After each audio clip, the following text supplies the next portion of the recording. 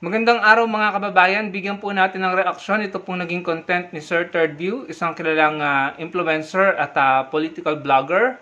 Bigyan po natin ng reaksyon itong mga sinabi niya, itong naging content niya patungkol po kay Alan Peter Cayetano. Panoorin po natin. May kasabihan sa literature sa ancient Greece, I think it was Euripides, who said that to whom the gods wish to destroy, they first make mad. Kilalang kilala itong quotation na to. Sa Tagalog, ang ibig sabihin, yung mga tao na gustong wasaki ng mga Diyos, ginagawa muna nilang mga baliw. Ito, eksakto ang nangyayari dito kay Alan Peter Cayetano at sa kanyang kapatid na si Pia Cayetano. Eksaktong-eksakto. Nandito na sila sa point na ginagawa na silang baliw para next step yung downfall nila o yung pagkawasak na ng mga pagkatao, ng mga pangalan nila, ng mga integridad nila at mga credibility nila. Sobrang hayayabang at hambog ng magkapatid na to na akala mo porke sila ay mga abogado na supposed to be nanggaling sa mga matitinong eskwelahan kamukha ng UP at Ateneo. Pero yung ipinapakita nilang karakter at pagkatao malayo sa values ng mga eskwelahan na pinanggalingan nila na to. Saan ka nakakita ng mga abogado na supposed to be senator judges sa impeachment trial, pero they're short of calling themselves defense lawyers? Halos ipangalandakan na nila na sila ay para kay Sara Duterte, na kahit anong ebidensya ang ipakita ng prosecution, kahit gaano pa katindi ang mga testimonya ng mga witnesses, hindi sila matitinag, hindi sila matitibag dahil yung interest nila naka-align kay Sara Duterte. At itong si Alan Cayetano, talagang parang suicide bomber na idadamay na lahat. Mandadamay na. Kasi unti-unti nang nabibisto ang lahat ng mga anomalya niya na matagal na ring panahon niyang naitago. Unang-una, noong 2019 SEA Games, kung saan may unliquidated cash advance worth around 2.5 billion. Nasa na yung liquidation ng pera na yan? Siya ang chairman, sabi niya, ng organizing committee. Pero nung chinek ng NBI sa SEC, wala yung pangalan niya doon bilang chairman ng organizing committee. At yung kaldero na ginamit ng SEA Games, yung pinaliyab na apoy dyan, 50 million ang halaga. Walang justification na gastusan niya ng 50 million kahit na isang national artist ang gumawa niyan, na ang sabi nga ay hanggang ngayon hindi pa daw nababayaran yung national artist. Pagkatapos, ito pang nabisto o nabulatlat ni Senator Ping Lacson ng mga flood control projects diyan sa Taguig. Ang insertions daw ni Alan Peter Cayetano is worth 6.79 billion in the 2025 GAA. At na-identify na nila ang bagman at si Alan Cayetano ay kumukobra ng 25% commission. Lahat ng to, isa-isa nang lalabas kasi ang isang hambog, ang isang napakayabang, ang isang sinungaling na kamukha ni Alan Cayetano, isa lang ang pupuntahan niyan, kangkungan.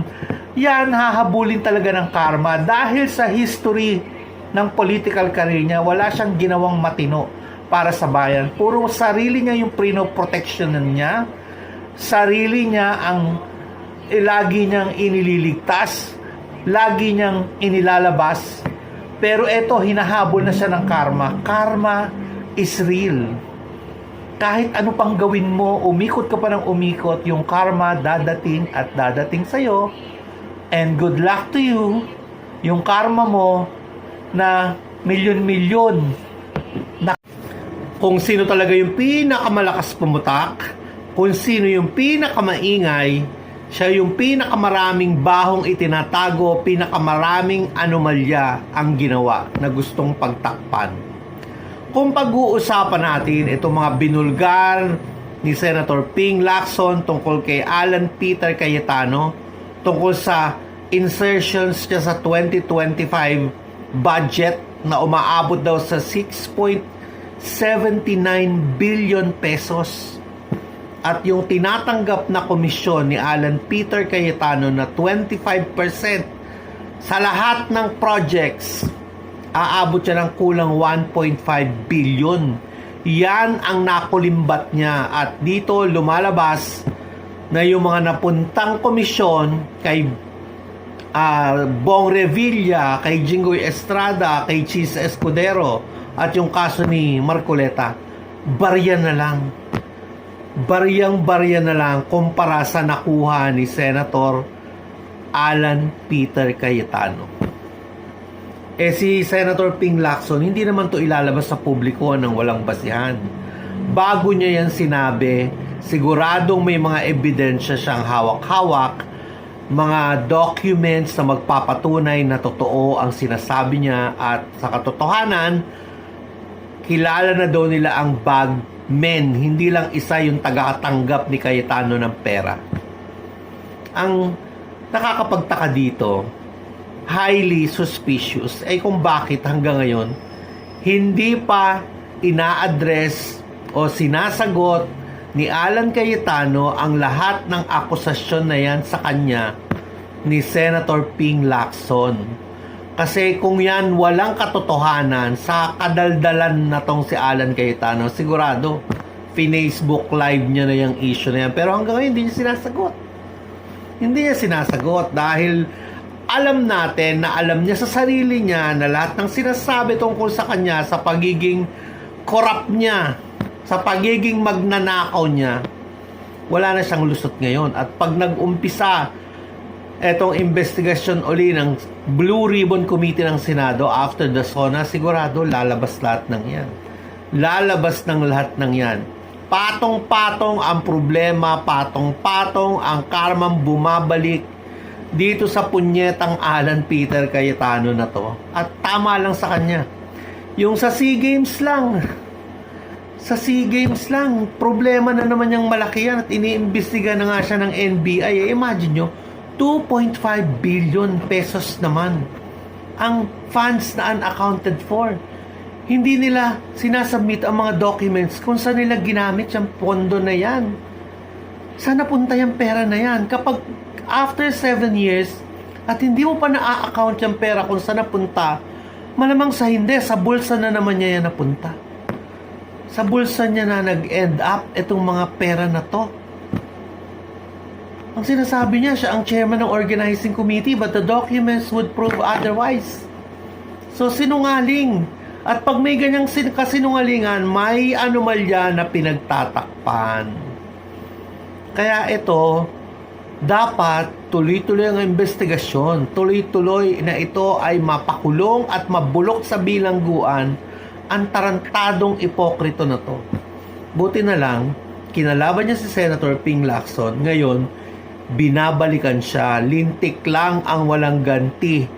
Kalabanin mo ba naman si Senator Ping Lacson na hindi pisong duling, hindi tumatanggap sa mga kontraktor, tapos ikaw nag-ingay ka ng nag-ingay at pinagbintangan mo pa si Senator Ping Lacson, babalikan at babalikan kanyan.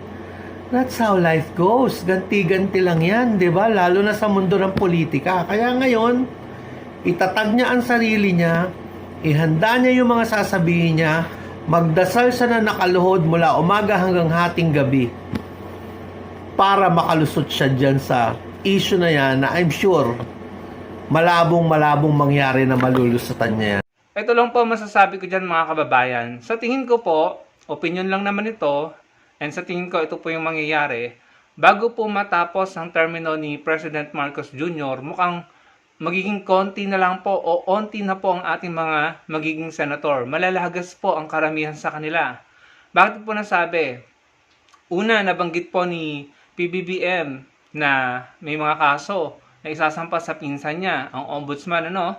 So, sa tingin ko, talaga pong seryoso talaga si PBBM na ipakulong ang mga ito. Kasi kung pinsan nga po niya ay ipakukulong niya, Sana mangyari yan, sana magkatotoo yan dahil magiging napakalaking legacy po niyan para po kay PBBM sa kanyang presidency at talagang maaalala siya kapag naipakulong niya mismo yung pinsan niya, no? Kasi nga, marami pong tao ang talagang nagsasabi na involved daw si Speaker Martin, lalo-lalo na yung kampo ng mga DDS, no? So siguro, kapag naipakulong si Speaker Martin or si former Speaker Martin Romualdez, baka wala nang masabi ang mga DDS, no? Talagang wala pong sisinuhin. Sinabi nga ni PBBM, hindi naman siya pangulo ng kanyang mga kamag-anak or ng kanyang pinsan. Pangulo siya ng mga Pilipino. So, iyon po ang isa sa tumatak sa mga sinabi niya sa SONA kahapon. Ngayon mga kababayan, bakit ko nasabi na malalaga sa mga senador natin? Isa-isahin po natin. Si Senator Ping Lacson po ay seryoso. Nakikita ko talagang desidido siya na ipakulong si Alan Peter Cayetano. Talagang hinahalukay niya ang mga di umano'y baho ni Alan Peter Cayetano pagdating sa flood control, corruption dyan sa Taguig, no? Talagang hindi tatantanan ito ni Senator Ping Lacson. Kilala naman po natin si Senator Ping. Last time na nagsalita yan, may nakulong na senador at si Marcoleta po yun. No? So, number 1 na sa listahan niyan, si Alan Peter Cayetano. Tong magkapatid na Villar, may issue yan sa SEC, if I'm not mistaken, yung pamilya nila. No? So, hindi ko lang alam kung makukulong yan or baka matanggal sa pagkasenador, no? Pero mabigat din po ang issue. Si Robin Padilla, meron pong issue, may reklamo sa NBI, if I'm not mistaken, or sa Ombudsman, dahil nga po sa di umano'y naging kasangkapan siya, at si Alan Peter Cayetano ulit, sa pagtakas ni Bato de la Rosa. Si Bato de la Rosa, wala na, nagtago na. Si Jinggoy, nakakulong na. Si Bong Revilla, hindi naman siya nanalong senador, pero nakakulong na. And then si Marcoleta. So, sino pa? Si Joel Villanueva at si Chis Escudero. Hindi po natin papalampasin yan mga kababayan. Mabigat po ang mga akusasyon sa kanila at may mga di umano'y bagman at hindi po biro kung sino yung mga nagdawit sa kanila. Mga DPWH na matataas na opisyal dati. Sila Bernardo. No? So naniniwala ako may katibayan yan. May ebidensya yan. No? Sino pa? Yun lang yung naaalala ko. Si Alan Peter Cayetano, magkapatid na Villar, Joel Villanueva, Chis Escudero, at saka yung iba kasi nakakulong na, no? So, malamang sa malamang, hindi ko alam kung ano mangyayari. Dahil talaga pong malalagas sila. Ewan ko kung mapapalitan sila, kung papasok yung mga natalo na malapit sa Magic 12, or kung magkakaroon ng election. Pero, nakikita ko po desidido ang pamahalaan ni PBBM na ipakulong, na magpakulong ng mga sangkot sa katiwalian. Nakita naman po natin, kahit pa sinasabi ng iba mabagal, may nakukulong naman. No? Siguro talagang sinisigurado lang nila na hindi mabubutasan yung mga kasong isasampa nila para wala nang kawala. No? And si Saldico, ewan ko kung babalik pa yan sa Pilipinas. Pero yung katotohanan na umalis siya sa bansa para magtago, tumakas, yun po ay signs of guilt para po sa akin mga kababayan. Ano?